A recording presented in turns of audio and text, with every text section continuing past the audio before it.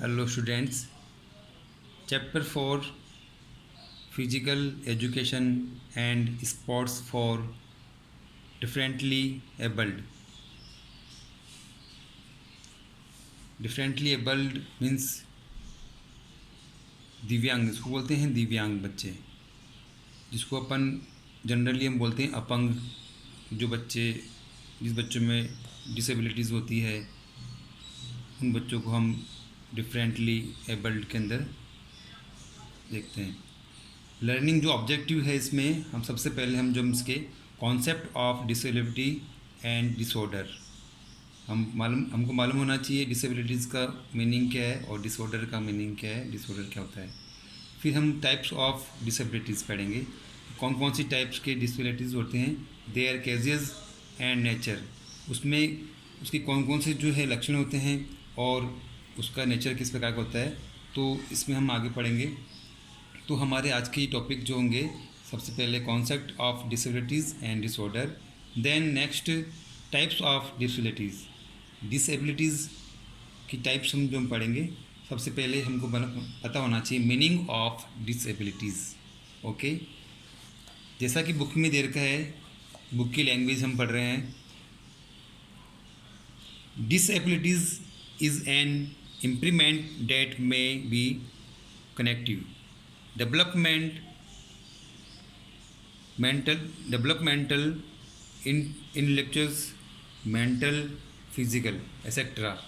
It affects everyday activities of an individual to a considerable amount।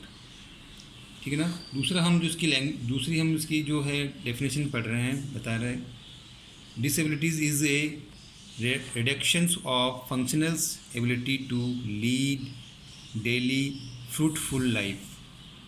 Okay, next इससे और आगे हम पढ़ते हैं इसकी मीनिंग।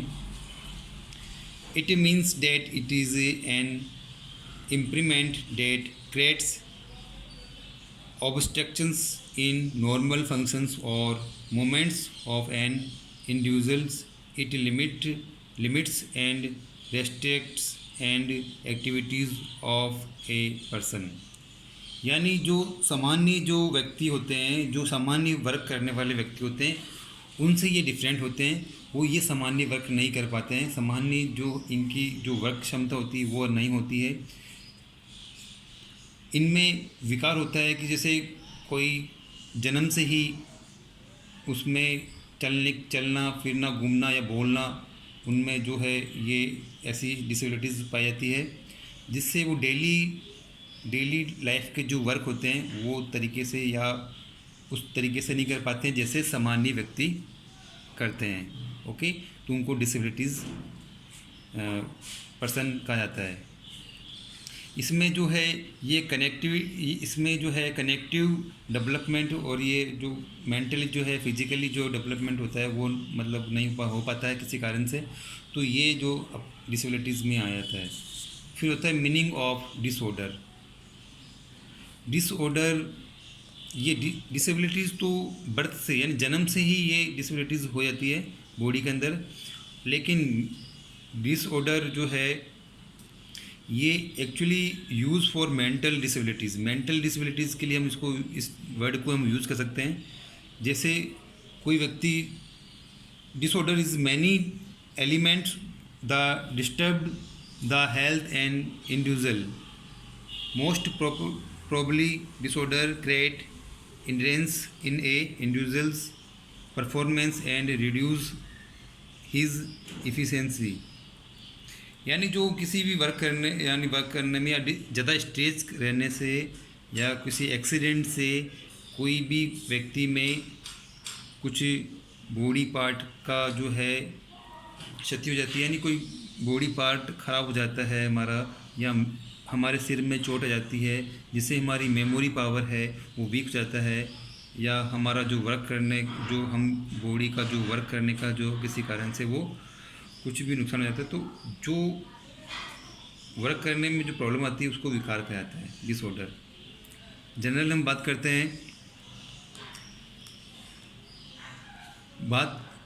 हैं कि जैसे कोई व्यक्ति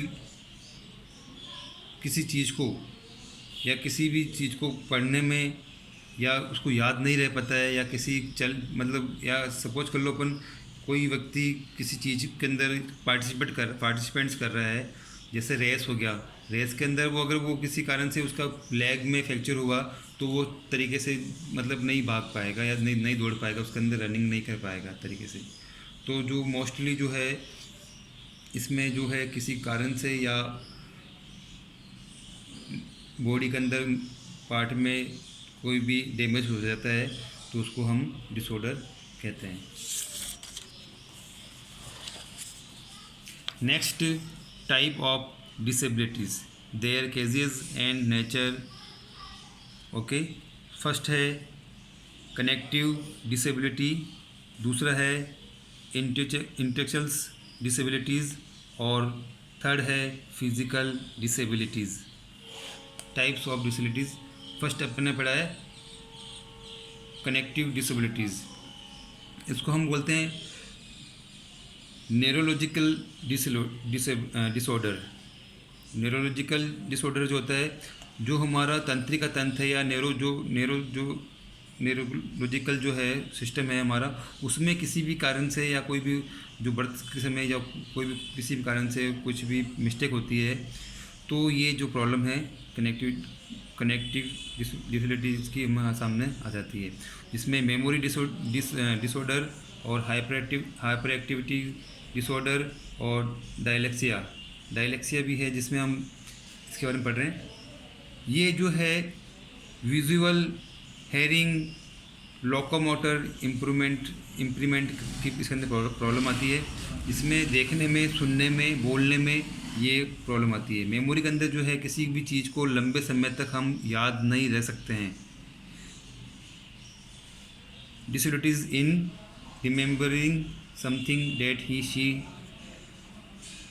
had said a saw some time ago, यानी किस चीज़ को हम लंबे समय तक नहीं याद रख सकते हैं, यानी जो चीज़ को देखे हुए उसको भूल जाते हैं। तो ये मेमोरी डिसऑर्डर्स जो होती है ये होती है। हाइपर एक्टिविटीज़ में जो है attentions for a long period, किसी भी चीज़ को हम लंबे समय तक उसको चीज़ को हम अपना जो माइंड को फोकस नहीं कर सकते हैं। ओके, डाइसेलिया जो है ऐसी ये भी एक प्रॉब्लम है। इसमें हम लिखने में और पढ़ने में और बोलने में प्रॉब्लम आती है, तो उसको हम डायलेक्सिया कहते हैं। तो ये कनेक्टिव डिसेबिलिटीज़ की ये चीज़ें जो है इसमें आती है। इंटेलेक्चुअल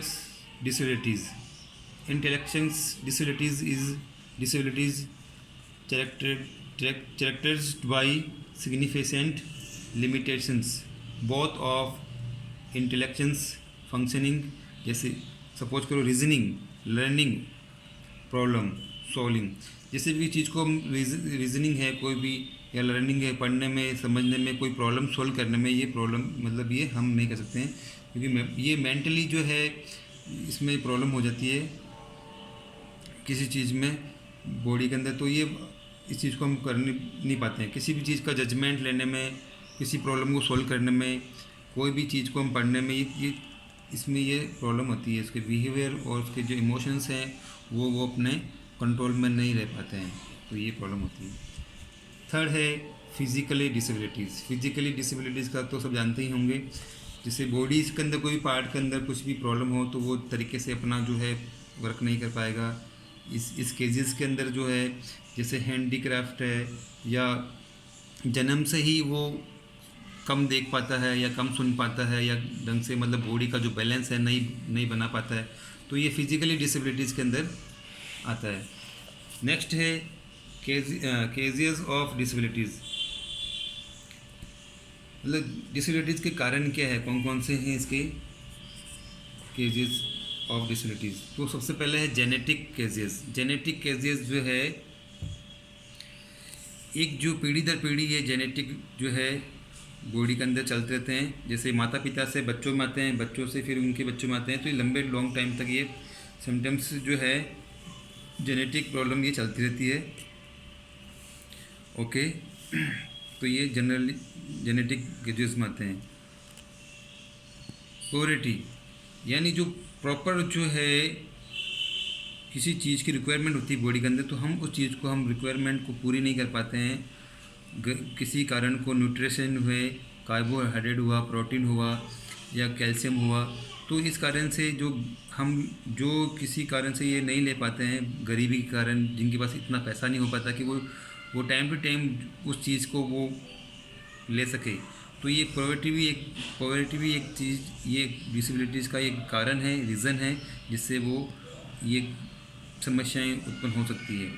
तो जो रिक्वायरमेंट होती है बॉडी के अंदर, वो रिक्वायरमेंट टाइम टू टाइम पूरा होना बहुत ही ज़रूरी है। थर्ड है mental health problems.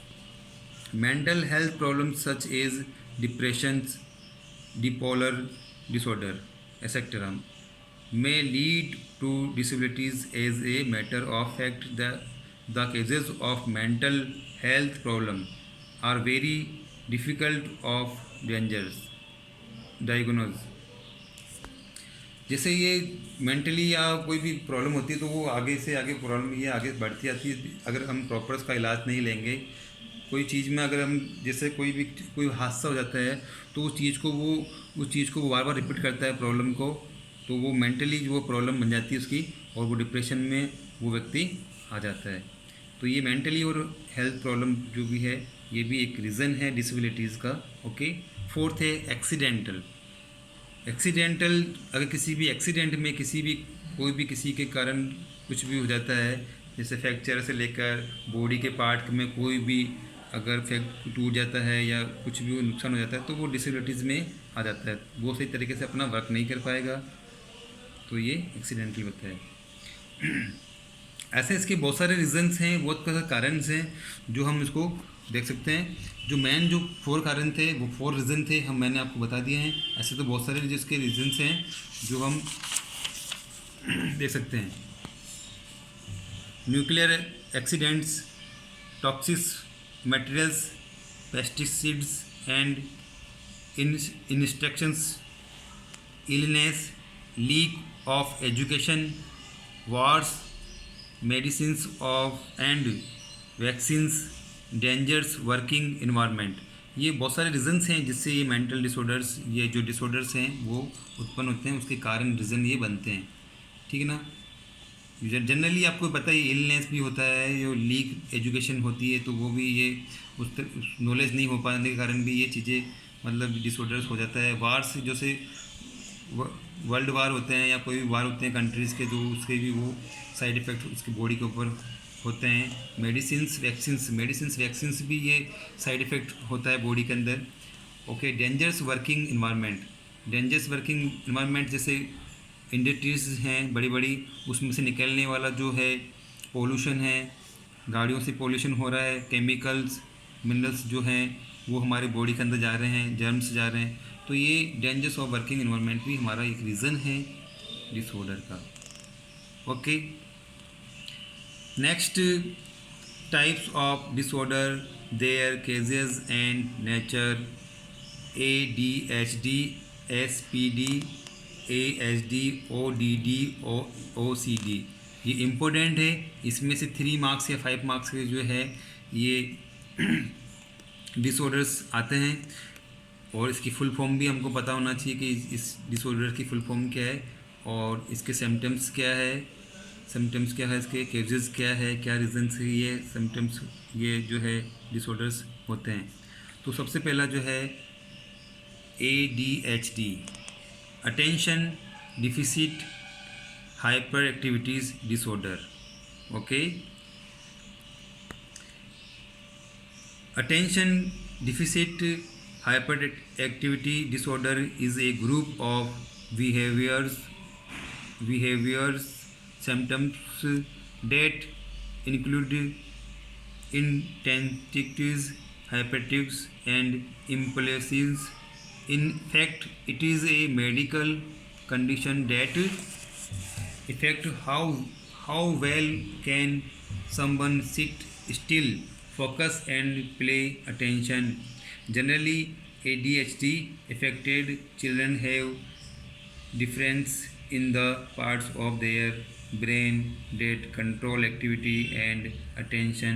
It is means that such individual may have some problems facing in some activities. Okay, तो ये जो बच्चों में जो सबसे ज़्यादा प्रॉब्लम ये आती है कि वो बच्चा सही तरीके से वो उस चीज़ के ऊपर वो अपना जो है फोकस नहीं कर पाता है, वो हर चीज़ को मतलब तरीके से वो नहीं कर पाता है जिस चीज़ को वो चाहता है करने के लिए। तो ये जो सिम्टम्स हैं और उस चीज़ को वो उसमें मतलब उसमें इंटरेस्ट नहीं लेता है, तो उसमें उसका कंट्रोल नहीं हो पाता। तो ये जो केसेस है अटेंशन डिफिशिएंसी, हाइपर एक्टिविटी और वो उस चीज़ को बार बार गुस्सा करना, तो ये चीज़ होती है। सिम्टम्स क्या है, इसके लक्षण क्या हैं? तो चिल्ड्रंस में इसके सिम्टम्स अलग हैं और एडल्ट्स में इसके सिम्टम्स अलग हैं। तो जो चिल्ड्रंस में है वो है they usually forget about daily activities. जो डेली एक्टिविटीज़ होती है वो उसको वो भूल जाता है काम करने को, जो डेली वर्क होता है। They have difficulties in organising routine activity. They usually individualize. They do not like to perform the activities that require sitting still. They are easily distracted. They usually bounce when sitting. Okay, मतलब जो चीज़ें उनको daily work करने की होती है वो चीज़ को वो डेली मतलब नहीं कर पाता है, उसको चीज़ को वो भूल जाता है चीज़ को करने के लिए। ओके, एडल्ट्स में क्या होता है? They may have anxiety attacks, may have be impulsive, they may have problem in controlling anger, they usually have low self esteems, they usually remain unorganised.